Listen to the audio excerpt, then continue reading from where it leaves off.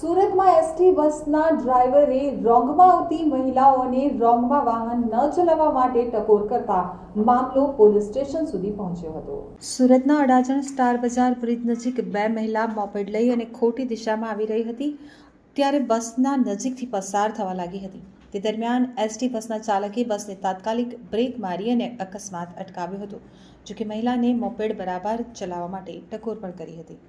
સુરતના અડાજણ વિસ્તારમાં મોરા વિસ્તારમાં જતી એસટી બસના ડ્રાઈવરે પરિસ્થિતિ ઉપર કાબુ મેળવી લીધો હતો અને અકસ્માત ટાળવા માટે ઝડપી નિર્ણય લેતા એક અકસ્માતની ઘટના અટકી ગઈ હતી। તો એસટી બસના ડ્રાઈવરે સામેથી રોંગ સાઈડમાં આવતી મહિલા બસની એકદમ નજીક આવી જતા બ્રેક મારી અકસ્માત થતા અટકાવ્યો હતો।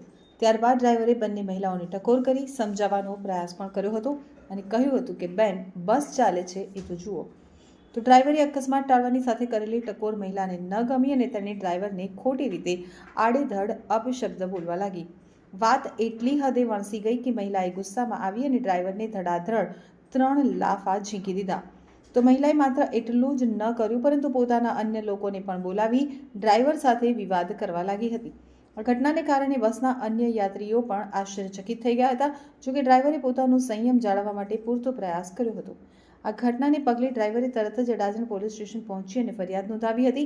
તો એસટી યુનિયનના નેતા કૌશલ દેસાઈ અને વિપિનભાઈ લંગડિયાએ પોલીસ સ્ટેશનમાં હાજરી આપી અને મહિલા તેમજ તેમના મળતિયાઓ વિરુદ્ધ એફઆઈઆર નોંધાવી હતી।